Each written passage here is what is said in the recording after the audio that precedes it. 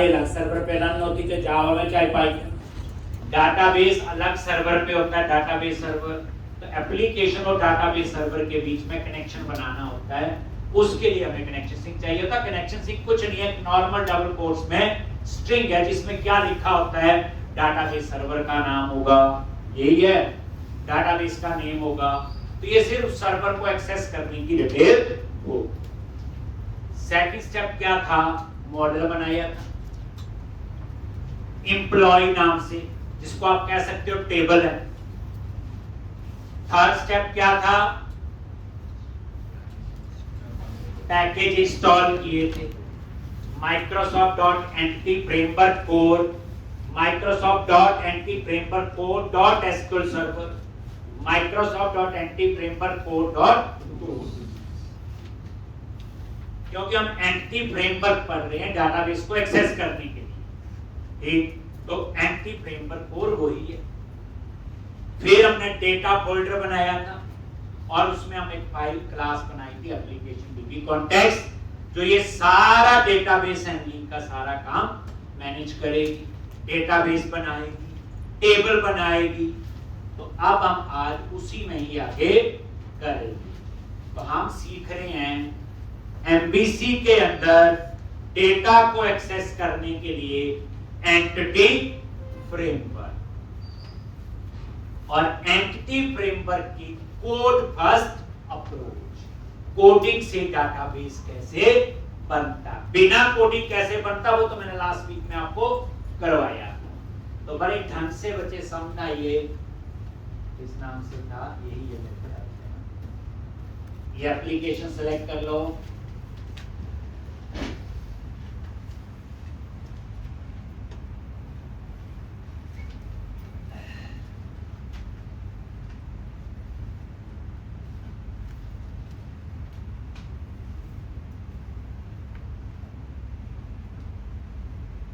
काम पे गए। ये ऐप सेटिंग में हमने कल कनेक्शन सिंक लिखा था, समझा दिया होगा, लिख लिया बच्चे आप लोगों ने। ये सेकंड स्टेप क्या था, मॉडल्स फोल्डर पे गए, एम्प्लॉय मॉडल बनाया था। आईडी जो है ये एम्प्लॉय आईडी है, ये प्राइमरी की होगा। अगर आईडी नाम रख दो ऑटोमेटिकली प्राइमरी की बना लेता, ऑटो इंक्रीमेंट। आगे नेम एड्रेस और सैलरी। फिर हम लोग पैकेज, कौन कौन से पैकेज इंस्टॉल हुए देखने हैं। प्रोजेक्ट पे डबल क्लिक करो, ये देखो यहाँ पे ये पैकेज का नेम आ रहा है और आगे उसका ये .NET 10 का लेटेस्ट वर्जन है 10.0.09 10.0.9। ये वर्जन है जो हम यूज कर रहे हैं, आपके वहां भी यही होगा बच्चे। मेन वर्जन .NET 10 है। ये जो छोटा-छोटा 1 भी आया होगा, 2 भी आया होगा, ये छोटे-छोटे वर्जन अपडेट होते रहते हैं। ठीक, जैसे कोई बात था छोटा सा, वो ठीक किया, अपडेट कर, ठीक, तो इसलिए मेजर वर्जन .NET 10। फिर हमने क्या किया, एक डेटा फोल्डर बनाया और उसमें application DB context, application DB context में क्लास बनाई। ये तो क्लास का नाम है, मैं कुछ और भी रख सकता हूँ, लेकिन यहाँ डीबी कॉन्टेक्स्ट क्लास इनहेरिट की, ये मैंने नहीं बनाई, ये माइक्रोसॉफ्ट में बनाई है। ठीक, यही सारा डेटाबेस मैनेजमेंट करेगी। टेबल बनाना है, डाटाबेस के अंदर जाके डाटाबेस बनाना है, वो ये क्लास।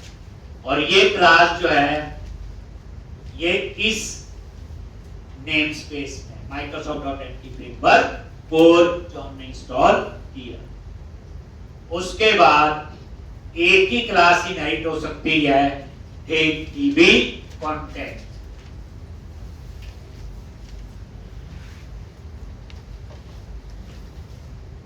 एक ही क्लास इनहेरिट हो सकती है, उसका नाम है DB कॉन्टेक्स्ट। मतलब एक से ज्यादा क्लास इनहेरिट नहीं हो सकती। इन शीशा सिंगल इनहेरिटेंस सपोर्टेड है, मल्टीपल इनहेरिटेंस सपोर्टेड नहीं। एक, अब यहाँ पे ये इस क्लास का हमने कल कंस्ट्रक्टर बनाया था। कंस्ट्रक्टर पता है, same name class name.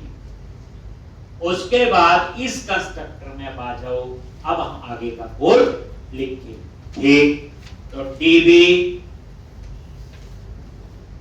Context options, और यहां पे एंगुलर ब्रैकेट में आपने क्या लिखना है, एप्लीकेशन डीबी कॉन्टेक्स्ट, और इसके लिए वेरिएबल ले लिया ऑप्शन। ये लॉजिक नजर नहीं आ रहा, मैं ये एंटर प्रेस कर देता हूं आराम से। डीबी कॉन्टेक्स्ट ऑप्शंस और ये एप्लीकेशन डीबी कॉन्टेक्स्ट, और इस टाइप का ये आपने एक वेरिएबल या पैरामीटर ले।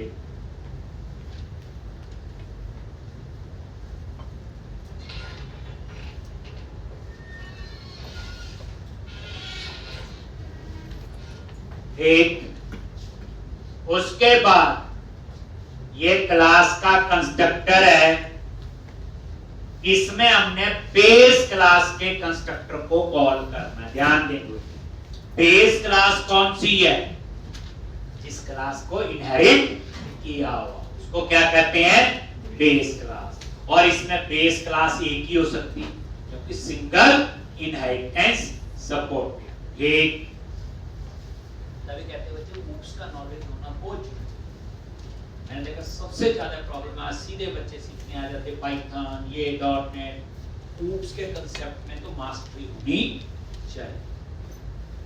आप देख लो किसी भी लैंग्वेज में काम करोगे, ऊप्स का नॉलेज, अभी कंस्ट्रक्टर कोई नई टर्म थोड़ी है, इनहेरिटेंस, ये सब आपकी वही टर्म है जो C++ के अंदर होती। तो अब यहां पे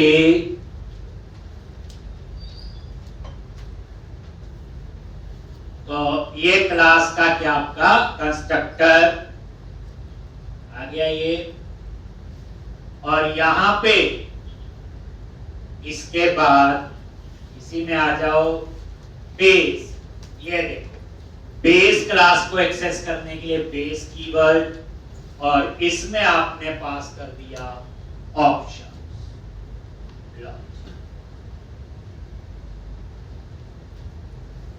अब ये बेस क्लास कौन सी है, ध्यान से देखना, जिसको आपने इनहेरिट किया हो। एक, और ये बेस क्लास के कंस्ट्रक्टर को कॉल कर। अब बोलो कैसे पता, देख लो, बेस पे F12 प्रेस करके आपको दिखाता हूं। देखो मेरे पे तो विश्वास करना ही, F12 से क्या होता है, जहां माइक्रोसॉफ्ट ने ये चीजें बनाई हैं आपको वो नजर आ जाए। ये देखो पब्लिक, ये डीबी कॉन्टेक्स्ट क्लास का नाम है, और ये उसका कंस्ट्रक्टर है, और इसमें एक पैरामीटर है, देख लो किस टाइप का, डीबी कॉन्टेक्स्ट ऑप्शन टाइप। तो ये क्या आपकी, ये देख लो इसकी बेस क्लास यही है ना। देखो इस पे F12 करके बताया था, F12 जरूर करोगे, सीखने के लिए आपको चीजों का। ये पब्लिक क्लास डीबी कॉन्टेक्स्ट, अब इसका कंस्ट्रक्टर है, ये देखो बेस पे F12 प्रेस करो, ये कहां गया, उस क्लास के कंस्ट्रक्टर में, जिसमें एक पैरामीटर है डीबी कॉन्टेक्स्ट ऑप्शन टाइप का। तो आप ये नोटिस करो, तो जो ये वेरिएबल है ये डीबी कॉन्टेक्स्ट ऑप्शन टाइप का तो है, ये ऑप्शंस वेरिएबल ही तो है ना बच्चे। ये किस टाइप का है, इसी टाइप का तो है। तो हमने क्या किया, इसको पास कर दिया बेस क्लास के कंस्ट्रक्टर।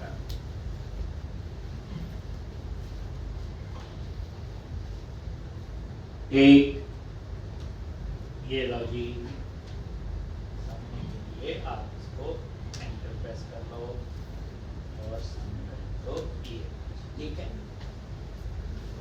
हो गया। तो बेस क्लास ये थी, और देखो जब मैं एप्लीकेशन डीबी कॉन्टेक्स्ट क्लास का ऑब्जेक्ट बनाऊंगा तो हमेशा याद रखना पहले बेस क्लास का कंस्ट्रक्टर होगा कॉल, फिर ड्राइव क्लास का। ड्राइव क्लास कौन सी है, एप्लीकेशन डीबी कॉन्टेक्स्ट। जब आप एप्लीकेशन डीबी कॉन्टेक्स्ट क्लास का ऑब्जेक्ट बनाओगे पहले हमेशा ही डीबी कॉन्टेक्स्ट क्लास का कंस्ट्रक्टर कॉल होगा, फिर उसके बाद एप्लीकेशन डीबी कॉन्टेक्स्ट क्लास का कंस्ट्रक्टर कॉल होगा। ये रूल है C++।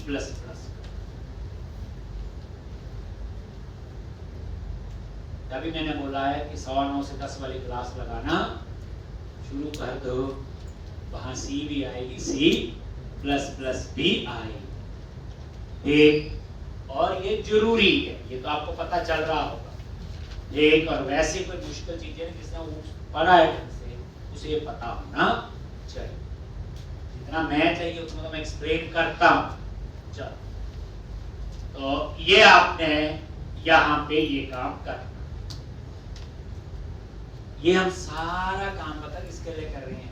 कोड फर्स्ट से डाटाबेस बनाना, टेबल बनाना।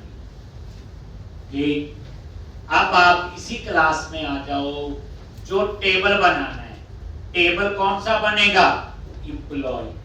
तो उसके लिए क्या करना है? यहाँ पे कंस्ट्रक्टर के बाहर आ जाओ, प्रॉपर्टी, लेकिन यहाँ पे लिखोगे db set।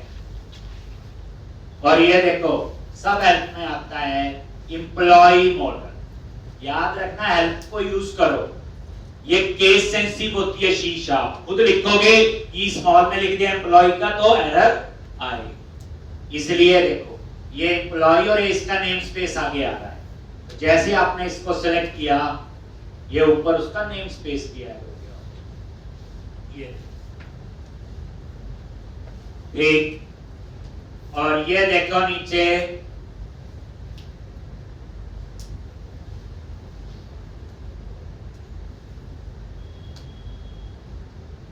एम्प्लॉइज,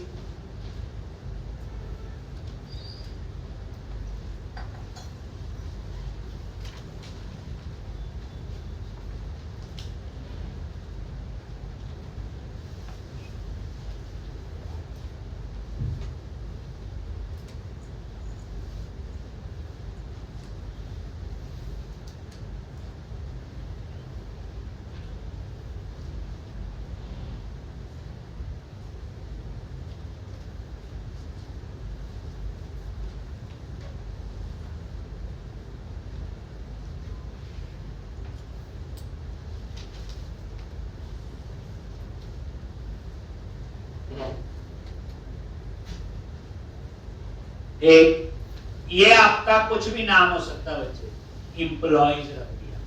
जब ये टेबल बनेगा वो इस नाम से बनेगा, अभी बना नहीं। रूल क्या है? अगर आपको दो टेबल बनाने हैं तो दोनों यहाँ पे ऐड होने चाहिए, बट इससे पहले आपको मॉडल्स फोल्डर में जैसे एम्प्लॉय का बनाया ऐसे उतने बनाने पड़ेंगे। मान लो आपने दो टेबल बनाने हैं तो मॉडल्स फोल्डर में गए, एम्प्लॉय स्टूडेंट, दो मॉडल बना लो। फिर एप्लीकेशन डीबी कॉन्टेक्स्ट में आके ये दो प्रॉपर्टी बनानी, एक नहीं बनाएंगे दो। 10 टेबल बनाने हैं, मॉडल फोल्डर में जाओ, 10 मॉडल क्लासेस बनाओ और यहां 10 लाइनें ऐसे प्रॉपर्टी बनानी पर। बस नेक्स्ट स्टेप, कितने स्टेप्स हो गए? ऐप सेटिंग.jsn, मॉडल बनाया, पैकेज इंस्टॉल किए, एप्लीकेशन डीबी कॉन्टेक्स्ट। अब उसके बाद नेक्स्ट स्टेप का, इसमें हम ये स्टेप्स हैं, ये प्रोग्रामिंग नहीं। उसके बाद आपने क्या करना है? इसकी मेन फाइल है program.cs। अब उसके अंदर हम कॉन्फ़िगरेशन करेंगे। लो ये आगे program.cs।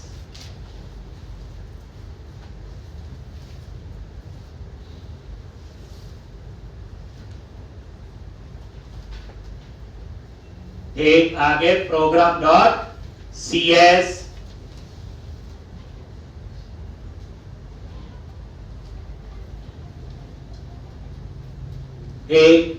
आप इस लाइन के बाद कहीं पे भी लिख सकते हो। तो आप क्या करो, यहीं पे मैंने ऊपर लिख। अब यहां पे सबसे पहले कनेक्शन स्ट्रिंग एक्सेस करना है, तो स्ट्रिंग टाइप का एक वेरिएबल ले लिया। कैसे एक्सेस करते हैं? बिल्डर वेरिएबल डॉट कॉन्फ़िगरेशन सब हेल्प में आता है, डॉट गेट कनेक्शन स्ट्रिंग, और कनेक्शन स्ट्रिंग की का नाम क्या दिया था? कौन? str। नहीं याद आ रहा? ये देखो क्या नाम दिया था? कौन? str। कल ही दिया था ये लॉज। ये लाइन आप ऐसे लिखो, सब हेल्प में आता है।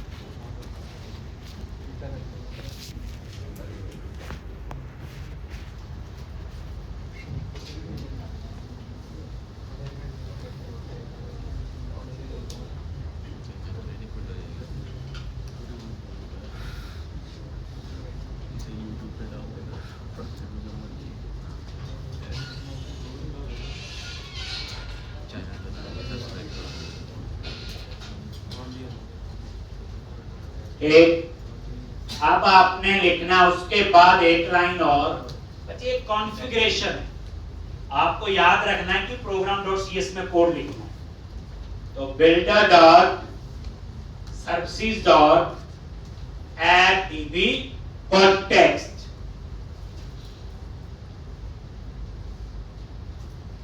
और यहां पे जो हमने क्लास बनाई थी एप्लीकेशन डीबी कॉन्टेक्स्ट,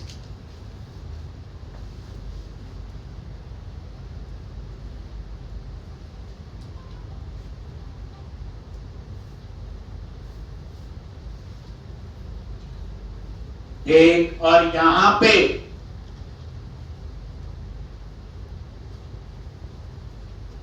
ऑप्शंस, ये वेरिएबल ले लिया, कुछ भी नाम रख सकते हो वेरिएबल का, और ये goes to operator, equal to greater than जो होता है क्या बोलते हैं उसको?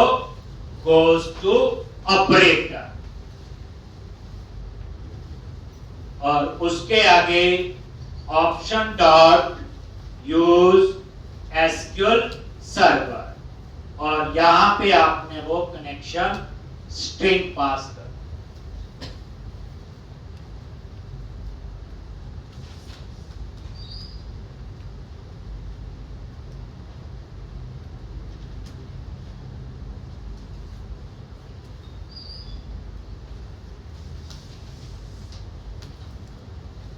एक option dot use SQL server,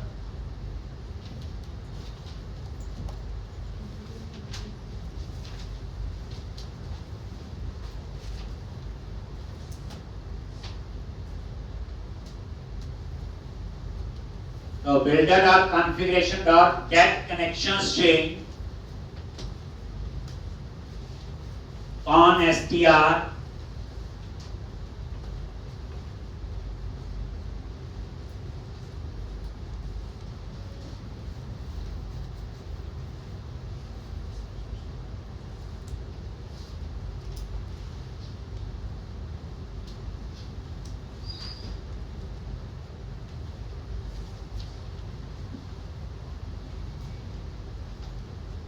तो ये CS में क्या आ गया? कनेक्शन स्ट्रिंग, जो कहां लिखा था?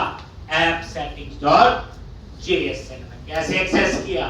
बिल्डर तो ये वेरिएबल है, डॉट कॉन्फ़िगरेशन डॉट ये, builder dot services dot add dB context, और यहां पे एप्लीकेशन डीबी कॉन्टेक्स्ट, और यहां पे ये पास कर दिया ऑप्शन डॉट यूज एसक्यूएल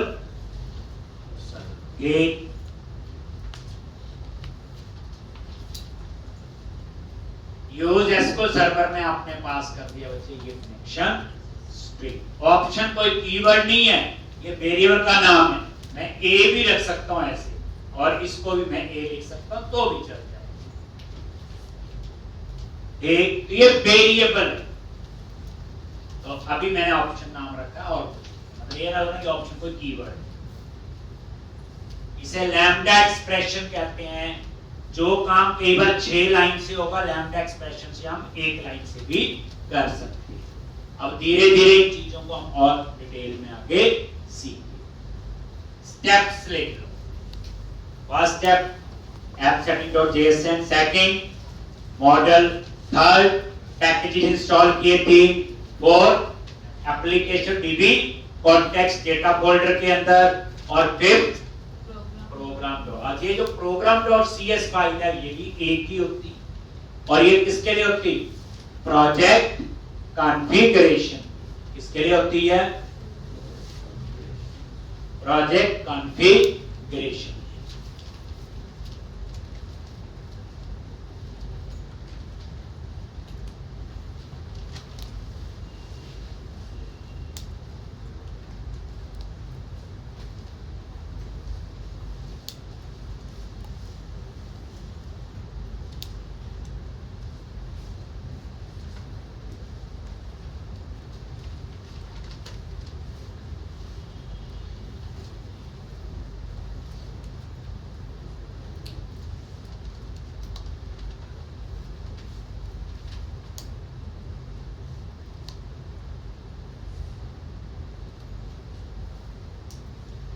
ठीक, अब आप आगे आ जाओ।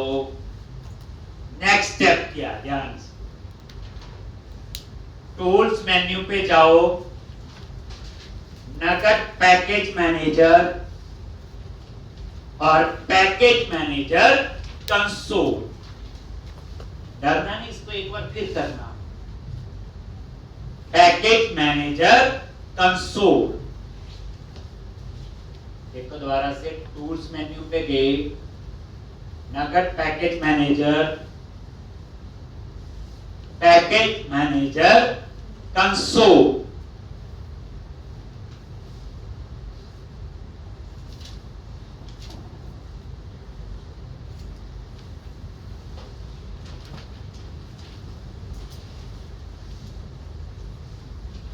ठीक, और ये देखो ये आगे package manager console command prompt की तरह। अब यहां पे क्या कमांड लिखनी, ध्यान से देखोगे। Add hyphen migration. इसमें अब माइग्रेशन फाइल बनी। देखो कोडिंग से डाटाबेस बनना ना, सीधा डाटाबेस बनाना हो तो मैंने बताया तो क्या करना, सर्वर एक्सप्लोरर में गए, right click, create new database, उस पे राइट क्लिक किया, क्रिएट न्यू टेबल, कॉलम बनाए, अपडेट, यही है ना उसमें। लेकिन इसमें कितने स्टेप्स फॉलो करने पड़े, लेकिन फायदे हैं इसमें। तो अब यहां पे ऐड हाइफन माइग्रेशन और आगे माइग्रेशन फाइल का नेम। ये एक फाइल बनेगी जिसमें सब पता होगा, टेबल कौन सा बना है, डाटाबेस कौन सा है, सारी डिटेल। और इस फाइल का नाम आप कुछ भी रख सकते हो। मैंने इसका नाम रख दिया इनिट लोड। क्या नेम रख दिया? इनिट लोड, यानी इनिशियली लोड, इनिट लोड। ये फाइल का नाम है, ये अपना नाम भी रख सकते हो इसकी जगह, कोई प्रॉब्लम नहीं। इनिशियली लोड यानी पहली बार है, तो अब क्या काम करेगा, ये फाइल टेबल भी बनाएगी और डाटाबेस बनेगा। देखना, जैसे एंटर प्रेस किया, सॉल्यूशन एक्सप्लोरर में एक फोल्डर बनेगा नया, और उस फोल्डर का नाम होगा माइग्रेशन, और उसके अंदर एक फाइल बनेगी जिसका नाम होगा इनिट लोड। यहां देखना, भी एक फोल्डर बनेगा माइग्रेशन नाम से।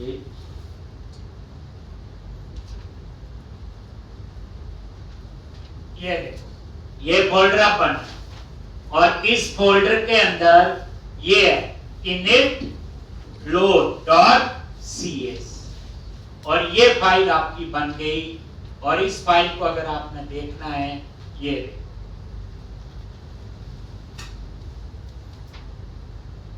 एक बार पूरा नजर मार। पब्लिक क्लास कौन सी क्लास है ये? इनिट लो बन गई। और ये देखो, ये हमने नहीं बनाया, अपने आप बनी, हमने सिर्फ समझना है। ये देखो क्रिएट टेबल, टेबल का नाम क्या होगा? एम्प्लॉय। ठीक, ये इसका अपना अप मेथड है जिसके अंदर ये बनी। ठीक, ये मैं बताऊंगा ओवरराइड और पार्शियल क्लास, थोड़ा और आ जाए। ठीक, तब आपको बताएंगे ओवरलोडिंग, ओवरराइडिंग, एक वर्चुअल क्लास, बड़े कंसेप्ट होते हैं ये। एम्प्लॉय, और ये देखो यहां पे क्या आ गया? ये इसका आईडी, नेम, एड्रेस और सैलरी।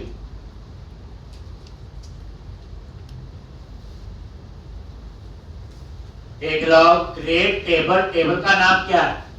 एम्प्लॉय। ये आईडी इसका कॉलम है, डाटा टाइप क्या है? इन, नल इसमें अलाउ नहीं है, और इसको बना दिया आइडेंटिटी कॉलम।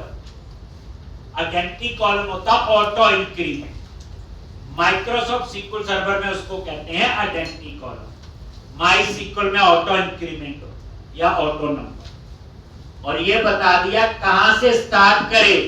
1 से, और स्टेप कितने का हो? 1। इसमें जनरेट होगा 1 2 3 4 5 6। अगर ये स्टेप कर दो 5 तो 1 6 11 ऐसे। अभी 1 1 का स्टेप है तो 1 1 2 3 4 5 ऐसे।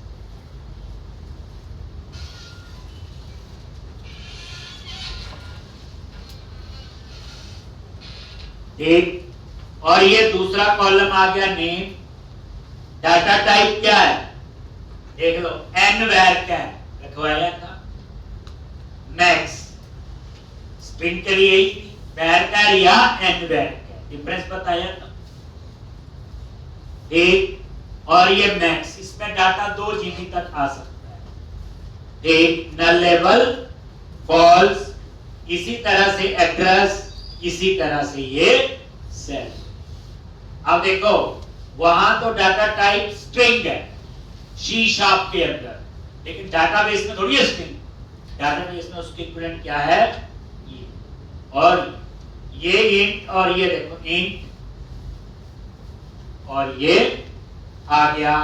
तो इस तरह से ये 4 कॉलम बन, और ये देखो आईडी को क्या बना दिया? प्राइमरी। तो आईडी प्राइमरी की भी बन गया और आइडेंटिटी कॉलम। ठीक, तो ऐसे अभी तो एक टेबल है, ज्यादा टेबल होंगे तो ऐसे नीचे वो भी आए। ये डाउन मेथड में लिखा हुआ, इस टेबल को अगर डिलीट करना, ड्रॉप टेबल हो। ठीक, मतलब करना कुछ नहीं, सिर्फ थोड़ा सा समझना। ठीक, अभी तो एक टेबल है तो एक आ गया, 10 टेबल होंगे तो यहाँ 10 बार ये चीजें लिखी। अब एक स्टेप और है, लास्ट स्टेप है। क्या लिखना है बोलो? बस यहाँ कुछ नहीं करना, पैकेज मैनेजर कंसोल दोबारा से आगे, और यहाँ क्या कमांड लिखनी है? Update hyphen database. अगर ये लाइन ठीक चल गई तो आपका डेटाबेस कोडिंग से बन गया। बिना कोडिंग डन आ गया। देखो क्या लिखा मैंने? Update hyphen database. मुबारकें, कोडिंग से डेटाबेस बन गया। अभी तक हम कैसे बनाते थे? GUI यूज करके, जो मैंने लास्ट वीक में करवाया, वो थी डाटाबेस फर्स्ट, जिसमें पहले डाटाबेस फिर कोडिंग। ये कोड फर्स्ट है। ये कौन सी अप्रोच है? एंटिटी फ्रेमवर्क, जिसमें कोडिंग से डाटाबेस बना। डन। कितने स्टेप्स हो गए? बोलो। फर्स्ट स्टेप क्या है? ऐप जेएसएन में गई। सेकंड स्टेप क्या है? मॉडल बना। थर्ड स्टेप क्या है? पैकेजिंग डाउनलोड किए। फोर्थ स्टेप क्या है? Application DB context. Fifth step क्या है? Program dot CS. ये भूल जाते हैं हम लोग। उसके बाद नेक्स्ट स्टेप क्या है? Add icon migration. और लास्ट स्टेप है आपका अपडेट हाइपर डाटा। चलो, अब क्लाइंट की ना रिक्वायरमेंट चेंज हो।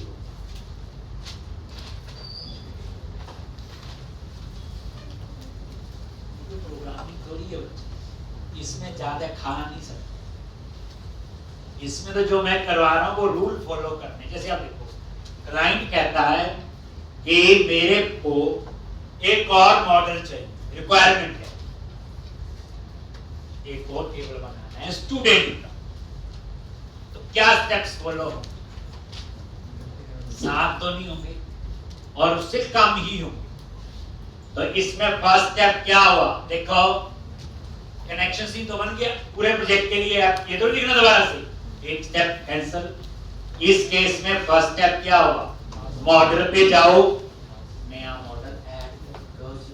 मॉडल पे राइट क्लिक किया, ऐड क्लास। मॉडल पे राइट क्लिक किया, ऐड क्लास, और क्लास का नेम स्टूडेंट। लो जी, ये स्टूडेंट डॉट सीएस। एक और प्रोजेक्ट में 2 टेबल भी हो सकते हैं, 200 टेबल भी हो सकते हैं। और उसके बाद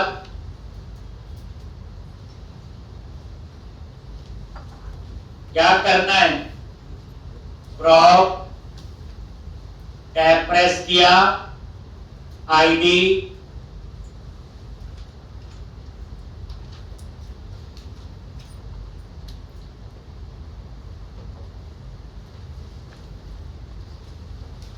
एक प्रॉप स्ट्रिंग स्टूडेंट का नेम, आईडी प्राइमरी की हो गया, नेम,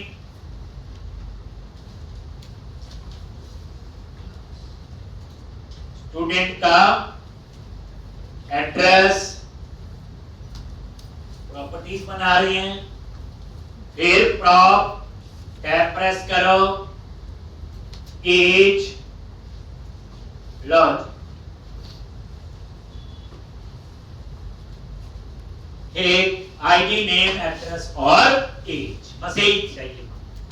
तो आपने फर्स्ट स्टेप क्या हुआ? इसमें सीधा मॉडल बनाया।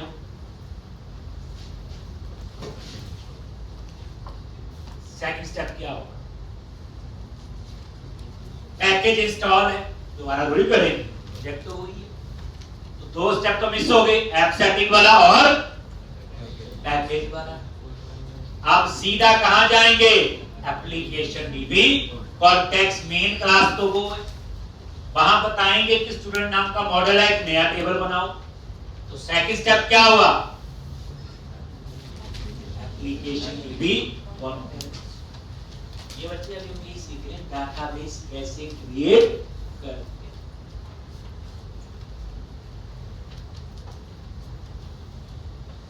लो जी, डेटा फोल्डर में गए और एप्लीकेशन डीबी कॉन्टेक्स्ट,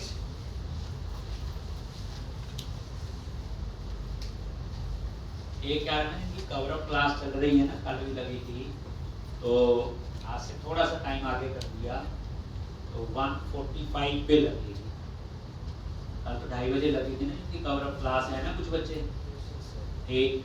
तो वो आज जो क्लास है 1:45 पे यहीं पे लगेगी, इसी वक्त, यानी 9:45 बजे लगेगी। एक कुछ बच्चों ने लेट ज्वाइन किया, कल किया था तो या परसों, और आप में से किसी को लगता हो मैंने भी रिवीजन करनी है, तो वो भी लगा सकता है। क्लास का टाइम है 2:45 से 2:30 बजे तक। ठीक इसी हॉल में आप लोग आ जाओ। किसी का मिस हो गया लेक्चर या लगता है कि और कंफर्ट हो जाऊं मैं पढ़ने में, तो वो क्लास, और वैसे मैं बीच बीच में ऐसे शुरू करता रहता हूँ कई बार और अच्छी रिवीजन हो। क्लास का टाइम होगा 2:45 से 2:30 बजे तक होगी। तो आज ही यहीं पे जो मैंने पुराने लेक्चर मिस है, मतलब इसमें तो जिसको मिस है वो तो लगाना ही है, जिसको लगता है मैं दोबारा लगा लेता हूँ तो मर्जी। एप्लीकेशन डीबी कॉन्टेक्स्ट 5-4 दिन चलेगी यहाँ तक, जो मैंने कल तक ना ये करवाया। Application DB context second step ये है, और यहाँ पे क्या करना आपको,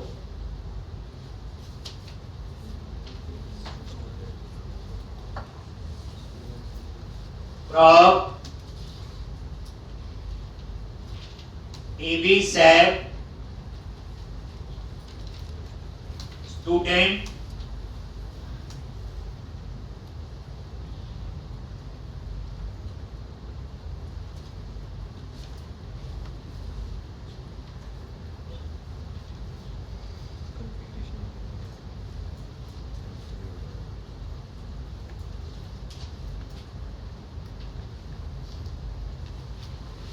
तो ये आपका एक और मॉडल ऐड हो गया।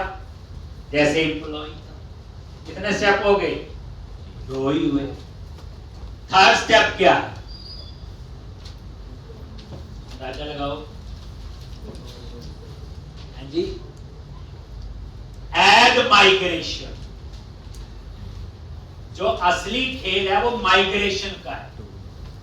अब एक और माइग्रेशन फाइल बनेगी जो कहां पे होगी, माइग्रेशन फोल्डर। उसके अंदर सिर्फ क्रिएट टेबल क्या होगा, स्टूडेंट। एक लिख लिया कि ये तो पैकेज मैनेजर कंसोल पे जाएंगे, फिर लॉजिक टूल्स मेन्यू पे गए, नगद पैकेज मैनेजर और पैकेज मैनेजर कंसोल, और यहां पे ऐड आइकन माइग्रेशन लिखना है दोबारा से, और आगे नाम दो। तो मैंने इसका नाम दे दिया ऐड स्टूडेंट मॉडल। यही है, स्टूडेंट मॉडल ही ऐड हुआ, नाम है कुछ भी जैसा काम किया वैसा रख दो। तो ऐड आइकन माइग्रेशन ये तो कीवर्ड है, और ऐड स्टूडेंट मॉडल ये नाम दे दिया। इसने ये माइग्रेशन फाइल क्या कर रही, student model add. Enter press किया, अब एक और माइग्रेशन फाइल बन गई। ये देखो,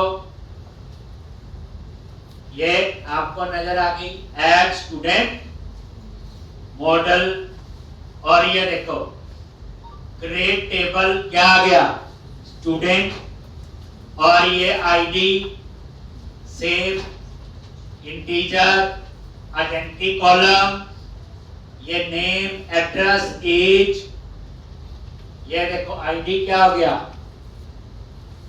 और उसके बाद ये क्या आपकी प्राइमरी,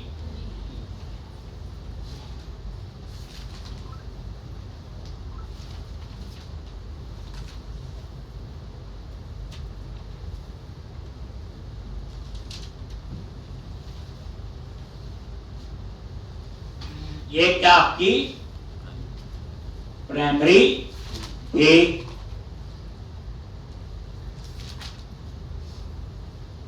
तो इसको क्या बना दिया आपने, प्राइमरी। बस उसके बाद ये नजर मारो, माइग्रेशन फोल्डर में ये एक और फाइल आ गई। एक ऑलरेडी थी इनिट लोड, एक इसकी अपनी बनती है कॉन्फ़िगरेशन लॉजिक। तो ये लेकिन अभी टेबल बना नहीं है, क्या करें, बोलो, अपडेट हाइफन डेटा। तो लास्ट स्टेप क्या आपका, नगद पैकेज मैनेजर कंसोल, यहां क्या लिखना, अपडेट हाइफन डेटाबेस, ये एंटर प्रेस करो। अगर कोई एरर नहीं आई तो इस डेटाबेस में एक टेबल और है, एक नेक्स्ट हो गया। अगर आप देखना चाहते हो कि सच में डेटाबेस बना है, वो भी दिखा दे, क्लोज करो। डेटाबेस का क्या नाम है, ऐप setting.jsn में इस नाम से बना होगा। अब आपको देखना है सच में बना भी है कि नहीं, ला जी बताया हुआ, click on view menu and click on server explorer. Database management के लिए क्या पड़ा हुआ, सर्वर एक्सप्लोरर। लो जी, क्लिक ऑन व्यू मेन्यू, दोबारा देख लो, click on server explorer.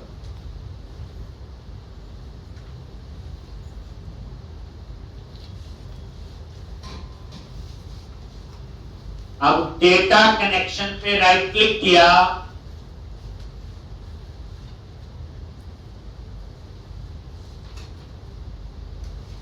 Add connection, ये डेटाबेस यहां नजर नहीं आ रहा है, हमें सिर्फ यहां ऐड करना है, डेटाबेस बन चुका है। तो कैसे ऐड करोगे, डेटा कनेक्शन पे राइट क्लिक करो और ऐड कनेक्शन।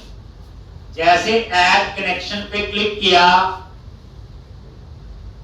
यहां डेटाबेस सर्वर का नाम क्या है, dev/SQL एक्सप्रेस।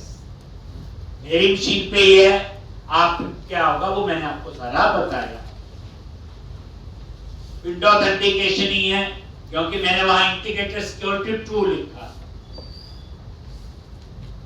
इनक्रिप्ट में आप क्या कर दो, ऑप्शनल, क्या कर दो, ये ऑप्शनल। और यहां पे डेटाबेस का नेम, तो db_m, जो ये नाम है, db_m_10372, बस ओके करोगे तो वहां पे वो डेटाबेस आ जाएगा। ओके किया,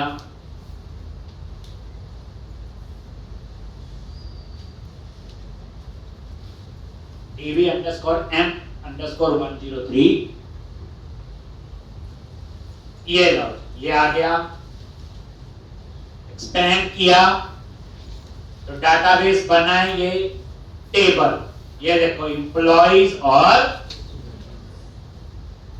अब क्लाइंट कहता आप तो भूल गए, एम्प्लॉय में तो ईमेल भी लेना है, या स्टूडेंट में ईमेल कॉलम भूल गए, क्या स्टेप्स होंगे, देखो यहां नहीं करना, कोडिंग से करना है, फायदा आएगा, एंड में फायदा बताता हूं। तो क्या करेंगे बताओ, क्या स्टेप्स होंगे।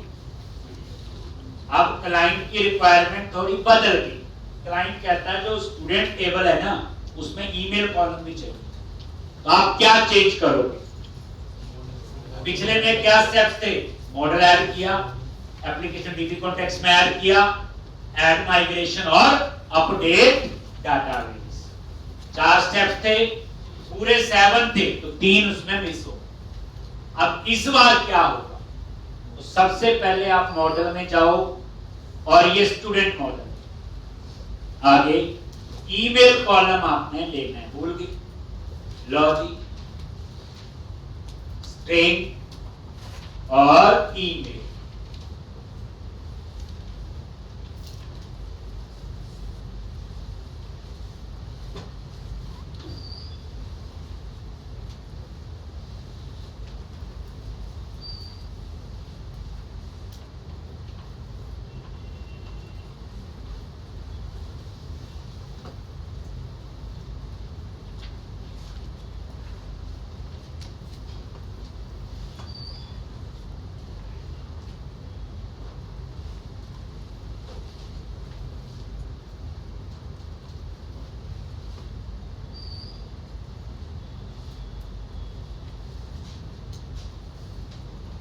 एक ईमेल, क्या करोगे आगे?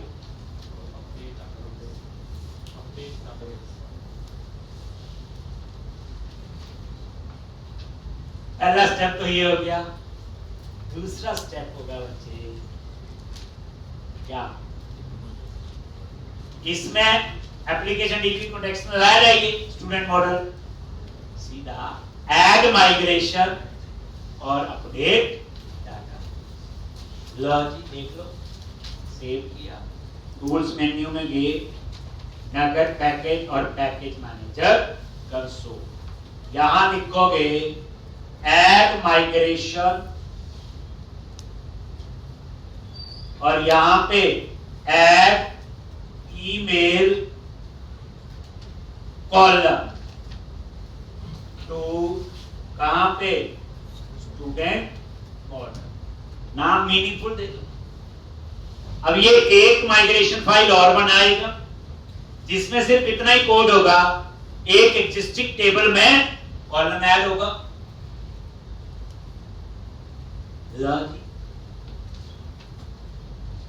यानी नया डाटाबेस बना लिया, डाटाबेस में टेबल ऐड हो गया, कॉलम, रूल समझना, हर एक चीज बैठ के जब प्रैक्टिस करनी समझनी है। इस बार क्या सिर्फ 3 स्टेप हुए, मॉडल में चेंज हुआ, ऐड माइग्रेशन और लास्ट होगा अपडेट डाटा। ये देखो ऐड हो गई और ये नजर मारो आ गया add email column to student, और यहां क्या हुआ? ऐड कॉलम ईमेल, किसको ऐड हुआ? स्टूडेंट्स को। और क्या ये एक वेयर टाइप, ये बस इतने कोड, कॉलम ऐड हुआ ना, ये एक हो गया। अब लास्ट कमांड लिखने नहीं भूलनी, क्या? एक अपडेट डाटाबेस, और कोई एरर नहीं आए तो डाटाबेस के स्टूडेंट मॉडल में एक कॉलम, और ये डन आ गया। और ये देख लो माइग्रेशन में जाओ, ये देखो ऐड ईमेल टू, बन गई, उतनी माइग्रेशन फाइल बन रही है। और ये सर्वर एक्सप्लोरर में चेक करो, ये देखो ईमेल आ गया। समझाई बात? सामने तो पढ़ती है, अगर जॉब करती है तो दूसरा रास्ता कोई और है भी नहीं। लो अब यहां पे कुछ नहीं बच्चे, प्रैक्टिस करनी 2-3 बार हो गया, बना लिया डाटाबेस, खुश हो गई। अब आपने, मैंने ये प्रोजेक्ट उठाया, आपको दे, अब किसी के पास घर में माईसीक्वल है, किसी के पास ओरेकल है, किसी के पास माइक्रोसॉफ्ट सीक्वल सर्च। अब कोड फर्स्ट का बेनिफिट देखो, फिर क्या करोगे? पेन ड्राइव में लेके, आपको मैं डाटाबेस नहीं दे रहा, डाटाबेस तो मेरी मशीन पे बन गया है। एक आपको ये नहीं तो नॉर्मल बच्चे जो डाटाबेस जब हम कॉपी पेस्ट करते हैं वो नहीं चलता। डाटाबेस अगर एक जगह से दूसरी जगह लेके जाना है, ये सिंपल पेन ड्राइव में कॉपी पेस्ट नहीं होता, उसमें इंपोर्ट एक्सपोर्ट बैकअप रिकवरी अलग कंसेप्ट होते हैं। जो डीबीए वाला काम होता है डाटाबेस एडमिनिस्ट्रेटर। तो मैंने आपको डाटाबेस नहीं दिया, मैंने प्रोजेक्ट दिया, आप अपने घर में गए, आपने सिर्फ क्या चेंज करना है, ऐप सेटिंग में गए और अपनी मशीन के हिसाब से कनेक्शन सिंक दे, बस। जैसे आपने अपना सर्वर का नाम दे दिया, अब ये सर्वर का नाम ओरेकल का हो सकता है, ये सर्वर का नाम माईसीक्वल का हो सकता है, बस आपको उसका कनेक्शन सिंक गूगल से ढूंढ लेना है, उसको वहां पेस्ट कर। डाटाबेस का नाम, जैसे मान लो आपके यहां सर्वर का नाम कुछ और लिख दिया, जैसे डाटाबेस का नाम मैंने 333 कर दिया जी। एक आपने ऐसे नाम रख लिया होगा अपने घर में, और बाकी सारा अगर MySQL डाटाबेस है यही होगा सारा कुछ। सो माइक्रोसॉफ्ट एसक्यूएल सर्वर है, सिर्फ आप क्या चेंज करोगे, सर्वर का नाम और डाटाबेस का नेम अगर चेंज करना चाहो। ठीक, अगर आपके पास ओरेकल है तो ये पूरा कनेक्शन सिंक किसका लिखना, ओरेकल का। MySQL है तो MySQL। जब आपने ये ठीक कर लेना तो और कहीं पे ये देखो, फिर पता क्या करना आपने, सीधा अगर पैकेज मैनेजर कंसोल और यहां पे जाके अपडेट हाइफन डेटा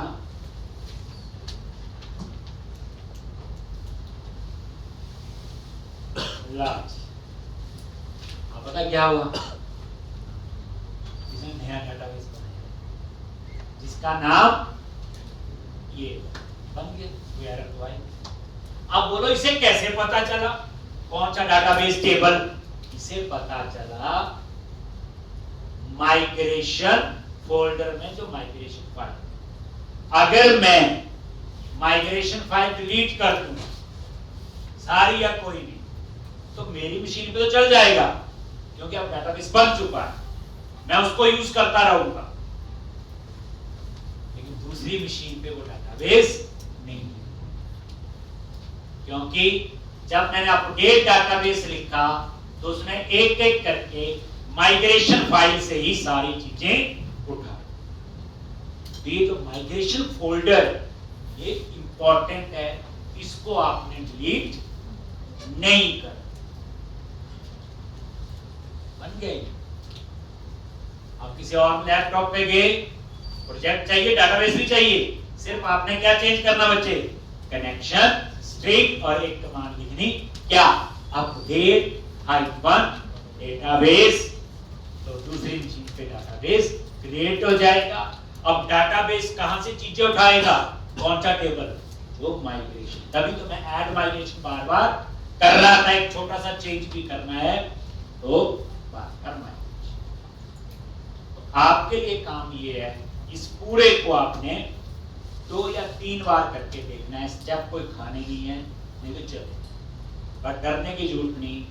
कल मैं फिर नया प्रोजेक्ट बनाऊंगा, शुरू से नया डाटाबेस बनाऊंगा, फिर इसके आगे भी काम है ना, सिर्फ डाटाबेस ही थोड़ी बनाना है, कंट्रोलर बनेंगे, व्यूज बनेंगे, तो एक तो ये वाली रिवीजन होगी और आगे हम लोग करेंगे। ठीक, तो बट आपके लिए काम ये कि जो मैंने ये पूरा डाटाबेस कोर फर्स्ट से आज और कल में जो काम करवाया, इसको कम से कम 3-4 बार आप करके देखिए, ताकि आपको ये स्टेप्स तो याद रह जाए।